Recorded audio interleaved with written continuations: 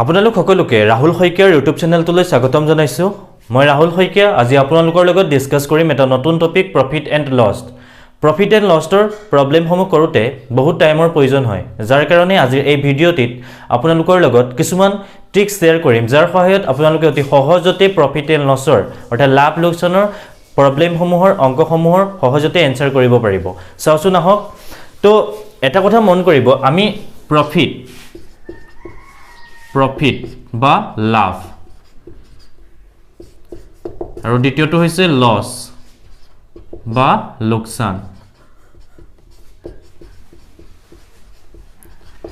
কোনো এটা বস্তুত লোকসান কেতিয়া হয় বা লাভ কেতিয়া হয় বস্তুটো তেতিয়া লোকসান হ'ব যেতিয়া সেই বস্তুটোৰ অৰ্থাৎ কষ্ট প্ৰাইস যেটো মানে খৰচৰ মূল্য সাপোজ লছ কেতিয়া হ'ব খৰচৰ মূল্যটো ডাঙৰ হ'ব লাগিব খৰচৰ মূল্য বিকি মূল্যতকৈ ডাঙৰ হ'ব লাগিব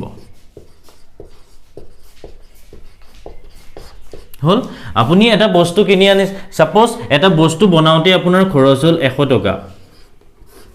ঠিক আছে এটা বস্তু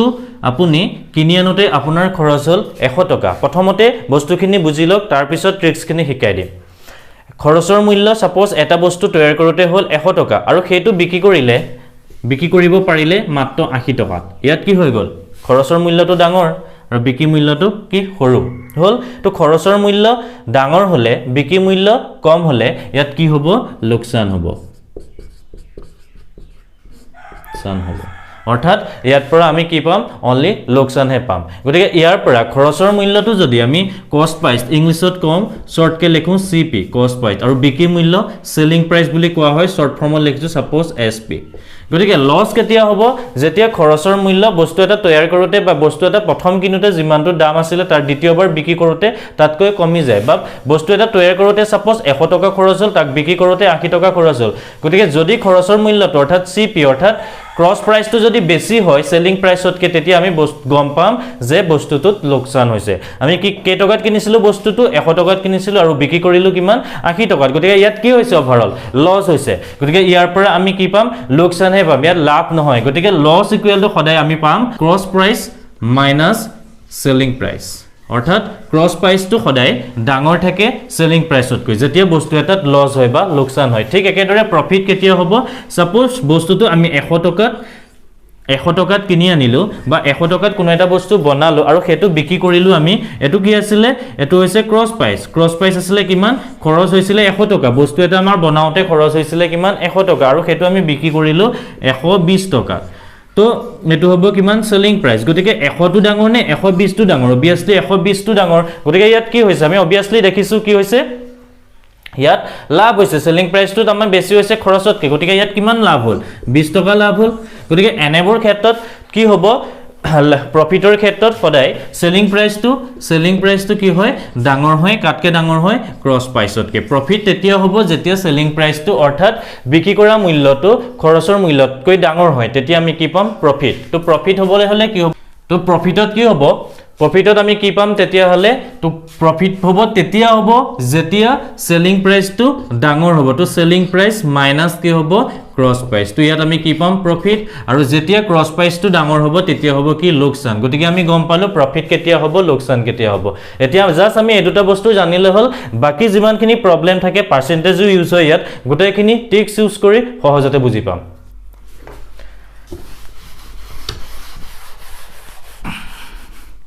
ইয়াত কোৱেশ্চন আছে 7টা কোৱেশ্চন আছে প্ৰত্যেকটো কোৱেশ্চন বিতংভাৱে চাম প্ৰথম কোৱেশ্চনটো দিয়া আছে the cross price of 36 book is equal to the selling price of 30 books the grain percent মানে লাভ কিমান হল হেতু খুদিছে তো কি দিয়া আছে কোৱেশ্চন মতে নাম্বাৰ 1 সলিউশন তো 1 ৰ কি দিয়া আছে cross price of 36 object cost price কিমান cost price মানে খৰচৰ মূল্য কিমান দিয়া আছে 36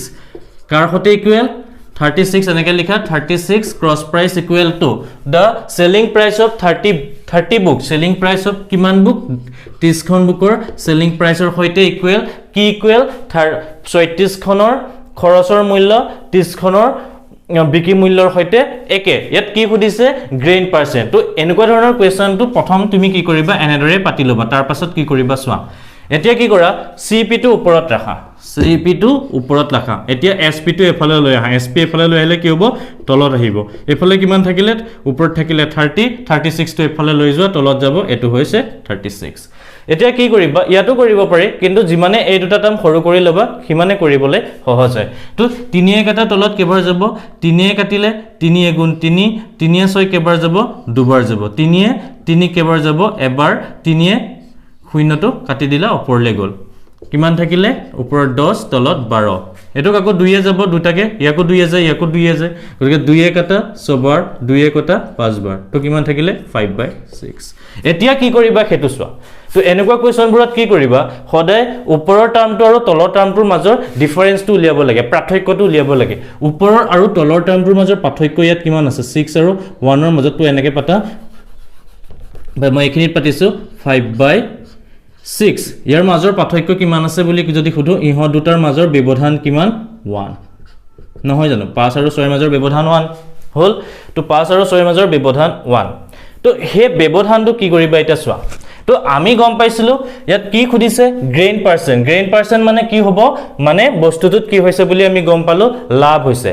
লাভ কিমান হৈছে হেতু আমাক পার্সেন্টেজত খুদিছে গেইন পার্সেন্ট খুদিছে তো ইয়াৰ প্ৰথম কি কৰিবা ডিফাৰেন্সটো উলিয়াবা 1 তো এই 1 টো পালো ডিফাৰেন্স যেন হেতু কিহৰ ওপৰত ডিফাৰেন্স মা হেতুৰ ক্ৰস প্ৰাইস কিমান আছিল 5 টকা আছিল ইয়াত 30 টো আমি সৰু কৰি পেলাই 5 টকালে লৈ গলো গতিকে ক্ৰস প্ৰাইস আছিল 5 টকা গতিকে ইয়াত ডিফাৰেন্স কিমান 1 তো 1 মানে কি ডিফাৰেন্স 1 মানে কি তলৰটো আছিল সেলিং প্ৰাইস ওপৰটো আছিল কস্ট প্ৰাইস তো ডিফাৰেন্সটো পালো 1 টো হৈছে জানো প্ৰফিট নহয় জানো কাৰণ ইয়াতো আমি অলৰেডি গম পাও ক্ৰস প্ৰাইসটো কি হৈছে ক্ৰস প্ৰাইসটো সেলিং প্ৰাইসতকৈ কম মানে ক্ৰস প্ৰাইস কম মিন্স কি তাৰ অৰ্থটো এটোৱে যে কস্ট প্ৰাইস কম মানে বস্তুটোত লাভ হৈছে সেলিং প্ৰাইসটো বেছি সেলিং প্ৰাইস যেতিয়া বেছি হ'ব অৰ্থাৎ বিক্ৰী মূল্যটো যেতিয়া বেছি হ'ব হেতুতে লাভ নহব জানো যেটো এমাউন্ট অফ খৰচ হৈছিল তাতকে বিক্ৰী কৰোতে বেছিকে পালে দ্যাট মিন্স কি পালে লাভ পালে গতিকে এই ডিফাৰেন্সটোৱে কি হ'ব লাভ কিহৰ ওপৰত লাভ এই ক্ৰস প্ৰাইসৰ ওপৰত অৰ্থাৎ খৰচৰ মূল্যৰ ওপৰত লাভ নহয় জানো গতিকে আমাক খুদিছে কি প্ৰফিট গ্ৰেইন পাৰ্সেন্ট মানে হৈছে প্ৰফিট অৰ্থাৎ লাভৰ শতকৰা উলিয়াব কৈছে প্ৰফিট পাৰ্সেন্ট কিমান হ'ব এতিয়া প্ৰফিট কিহৰ ওপৰত 5 টকা খৰচ কৰিছিলে এটো আছিল 5 টকা খৰচ কৰোতে লাভ হল কিমান 1 টকা ডিফাৰেন্সটো সদায় লাভ লিখিবা আৰু কোৱেশ্চন যিমানে কৰিম সিমানে বুজি পাবা চাই যোৱা লাষ্টৰ লৈকে 7টা কোৱেশ্চন আছে 7টা কোৱেশ্চন যেতিয়া সলভ কৰি দিম A to Z বুজি পাই যাবা একেবাৰে সহজ ইয়াৰ পাৰ্সেন্টেজ উলিয়াবলৈ হলে 100 এতে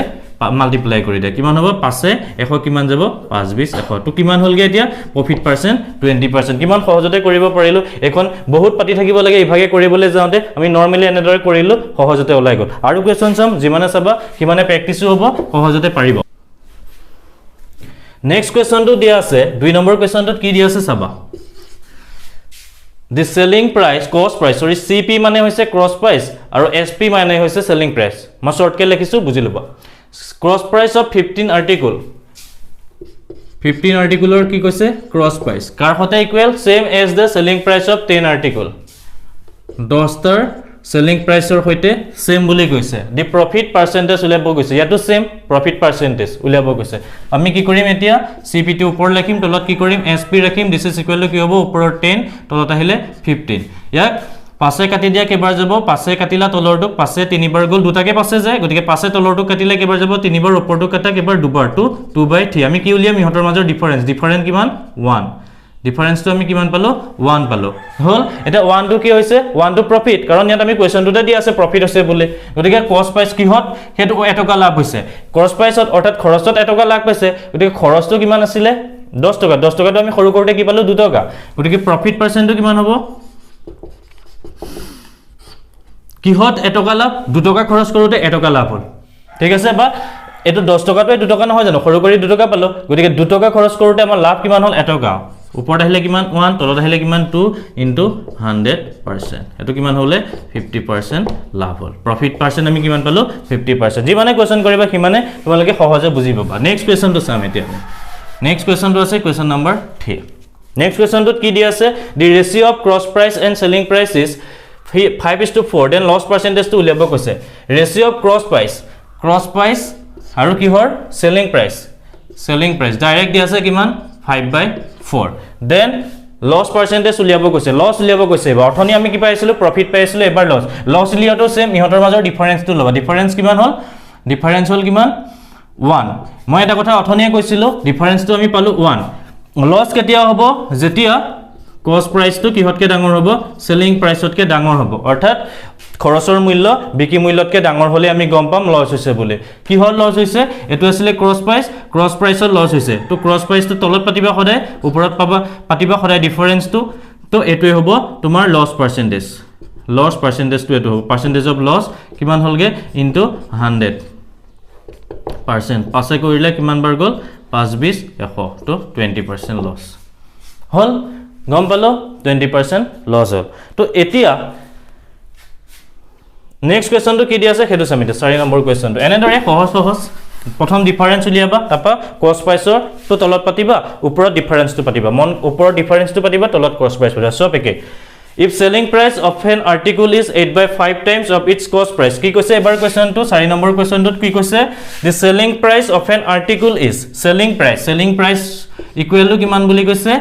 8/5 কাৰ 8/5 times of its cost price or 8/5 বুলি কৈছে অথনি দৰে cost price টো ওপৰত ৰাখা তো cost price টো এফালে ৰাখি দিয়া 8cp to 5 টো এফালে লৈ আহা 5sp তো 8cp টো ওপৰত ৰাখি দিয়া তো 5 তো এফালে ৰাখি দিয়া তো sp টো এফালে লৈ আহা 5 টো ইয়াত ৰাখি দিয়া 8 টো এফালে লৈ যোৱা cp by sp equal to কি হ'ব 5 তলত আহিলে 8 ডিফাৰেন্স কিমান পাইছো আমি ইয়াত ডিফাৰেন্স কিমান পাইছো 3 হল তো ইয়াত আমি কি দেখিছো sp কাটকে ডাঙৰ সেলিং ক্ৰছ প্ৰাইসতকে সেলিং প্ৰাইস অৰ্থাৎ বিক্ৰী মূল্যটো তলৰটো বিক্ৰী মূল্য 8 কস্ট প্ৰাইস কিমান আছে 5 গতিকে ইয়াত কি দেখিছো আমি sp is greater than cp গতিকে sp greater than cp হলে কি হ'ব ইয়াত লছ হৈছে নে লোকসান হৈছে অবিয়াসলি লাভ হৈছে প্ৰফিট হৈছে ইয়াত আমি গম পালো তাত প্ৰফিট কিয় প্ৰফিট হৈছে sp টু cp কে ডাঙৰ মানে বিক্ৰী মূল্যটো খৰচৰ মূল্যতকে ডাঙৰ গতিকে আমাক কি উলিয়াব কৈছে ইয়াত প্ৰফিট পাৰ্চেন্টটো উলিয়াব কৈছে প্ৰফিট পাৰ্চেন্ট কি কৰিম সদায় প্ৰফিট কস্ট প্ৰাইসটো আমি তলত পাতিম ক্ৰছ প্ৰাইস cp হলে তলত পাতিম ওপৰত কি পাতিম ডিফাৰেন্স কিমান 3 ইনটু কৰি দিয়া 100% ৰ লগত এটো হ'ব কিমান পাৰ্চেন্টেজ অফ প্ৰফিট তো কিমান হল পাছে 100 কেবাৰ যাব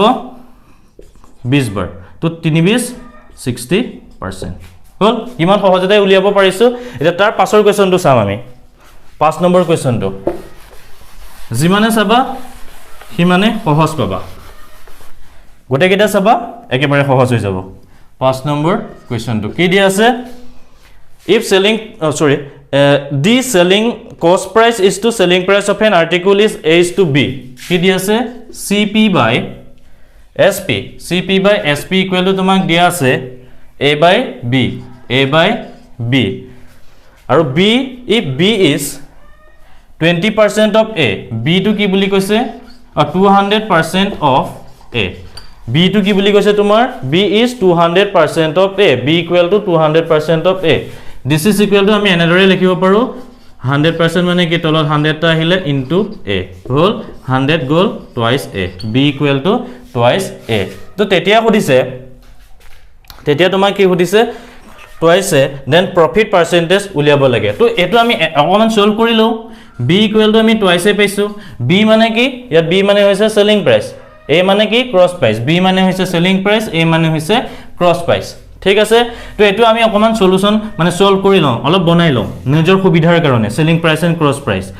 তো cross price by selling price তো বা পিছৰ লিখিবা এনেদৰে এটোকে মই অলপ সলভ কৰি দেখাই দিছো তো সদায় আমি কস্ট প্ৰাইসটো কি কৰো ওপৰত ৰাখো গতিকে a ক ওপৰত ৰাখো b ক তলত লৈ আহো b টো এফালে লৈ গলে তলত আহিব a টো ওপৰতে আছে 2 কে এফালে লৈ আহা তলত আহি গল ওপৰত 1 এটা আছে হল তো a by b equal to half a by b মানে কি আছিল a by b মানে আছিল cross price by selling price a by b মানে আমি ওপৰত পাই থৈছো cost price by selling price cross price কিমান a সেলিং প্ৰাইস কিমান b ইয়াত এটা ডিফাৰেন্স উলিওৱা ডিফাৰেন্স কিমান আহিলে 1 আমাক কি উলাব দিছে profit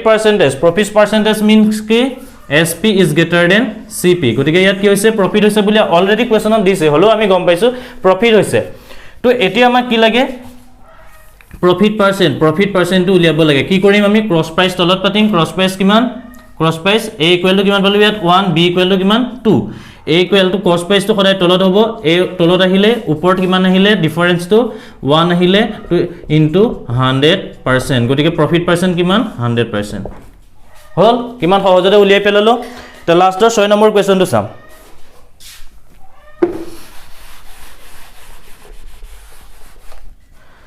6 number question to dia ase the cost price of 8 article is equal to the selling price of 9 article then profit or loss percent eba profit and loss koi dia nai me profit loss to tar pora sai ulebo lage to 6 number question to